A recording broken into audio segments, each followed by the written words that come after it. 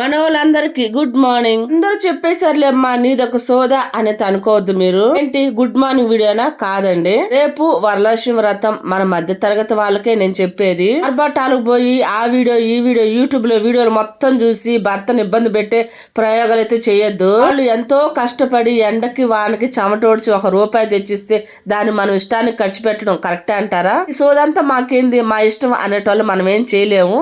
నాకు తోచినంత నేను చెప్తాను, మీ ఇష్టం అది. ఏ తెలివైనా సరే ఒకరు చెప్తే వచ్చేది కాదు, మనంతట మనకు అనుభవం అయ్యి అప్పుడు మనకు ఆ తెలివి వస్తుంది. అప్పుడు దాకైతే ఎవరు చెప్పినా కూడా అది అర్థం కాదు.